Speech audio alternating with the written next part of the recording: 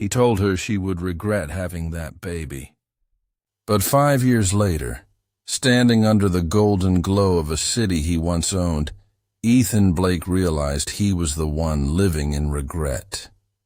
The world knew him as a cold and brilliant millionaire CEO, a man who built empires but destroyed hearts without a second thought.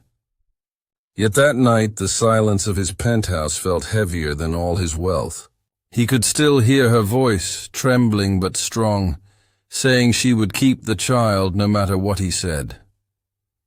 Her words had echoed through his mind ever since.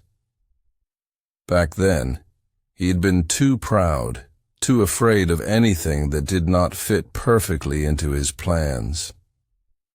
Emma had been light in his world of ambition, warmth in his concrete life. But when she told him she was pregnant, fear disguised itself as anger. He told her cruelly that she would regret it and walked away, convincing himself that it was for the best. That she would forget him and he would forget her. Yet he never did. Every success felt emptier, every victory a little quieter. He built everything except peace. And somewhere out there, the woman he pushed away was raising the only thing that could have saved him. His son. 5 years had passed since that night when Ethan had turned his back on love. The city had changed, but his loneliness had not. He had power, fortune, and people who bowed when he entered the room, yet none of it filled the emptiness he carried.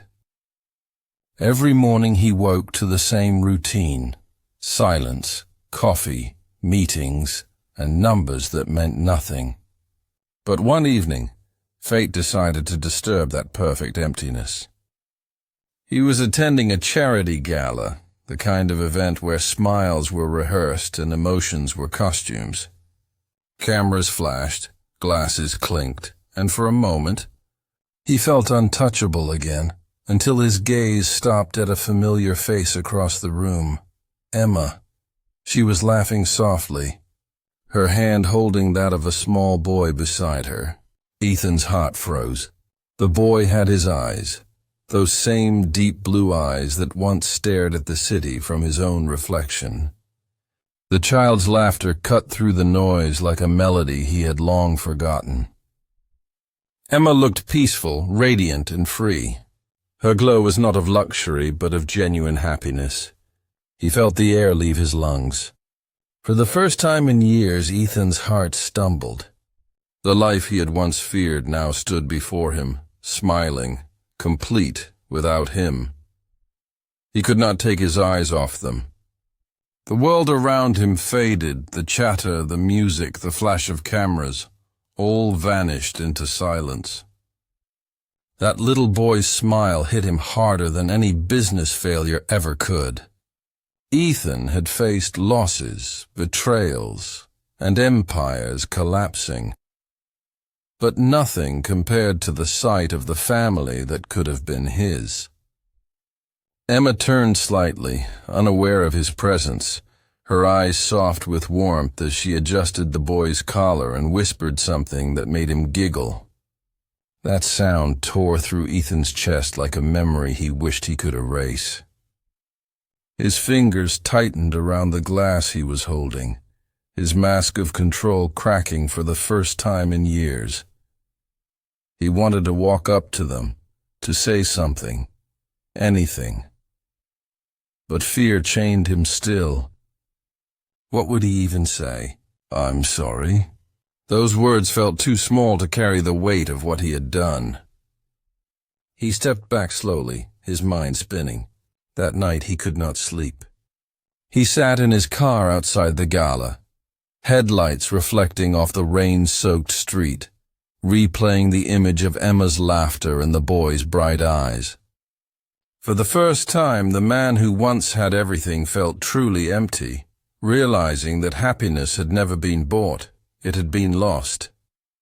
He could not stay away after that night. Something inside him had awakened, a deep ache he could no longer silence.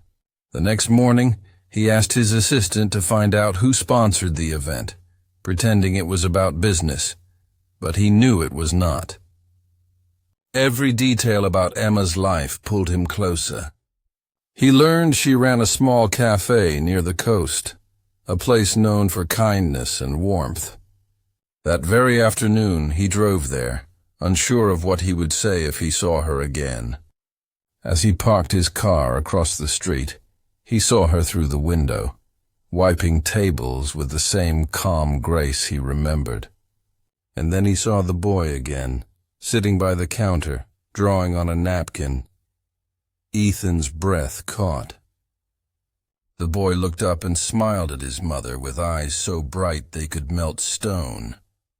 For a man who had conquered markets and silenced rivals, Ethan suddenly felt powerless.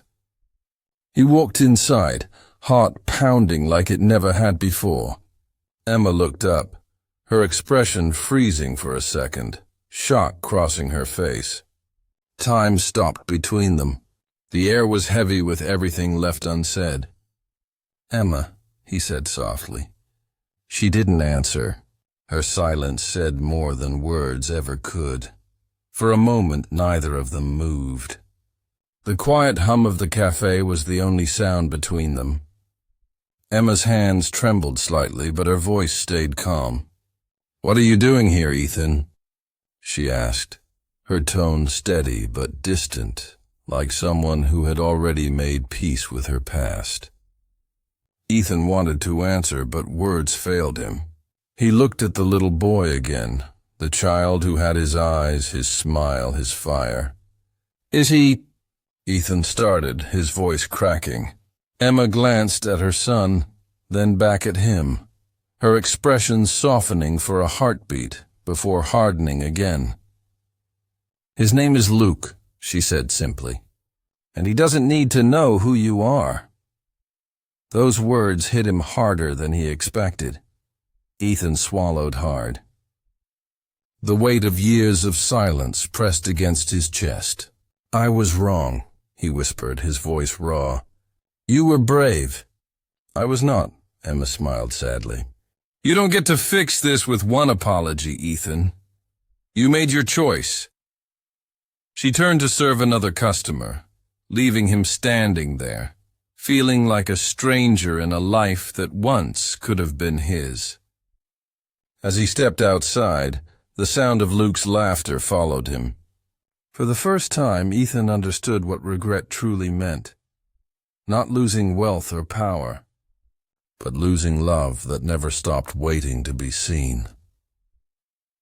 That night, as he drove away from the cafe, Ethan's reflection in the car window looked nothing like the confident man he once knew. He had spent years chasing numbers, contracts, and applause. But in one small coastal town, he had met the only two people who had ever made him feel alive. The ache in his chest refused to fade. Days passed, yet his thoughts stayed with them. He visited the cafe again, quietly sitting by the window just to hear their laughter. He never interrupted. He only watched, humbled by the simple joy he had once thrown away.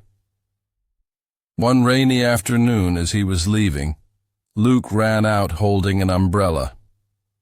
"You forgot this, mister," the boy said, smiling. Ethan froze, his throat tightening. "Thank you," he whispered, his voice trembling. Emma appeared in the doorway, her eyes meeting his with a mix of pain and peace. She did not speak, but in her silence, forgiveness lingered. Ethan finally understood. Love was not possession or control. It was sacrifice, patience, and grace. He walked away that evening, knowing he could never reclaim what he had lost, but grateful he had finally learned what truly mattered. "Take care of him," he whispered to the wind. "And thank you for teaching me love."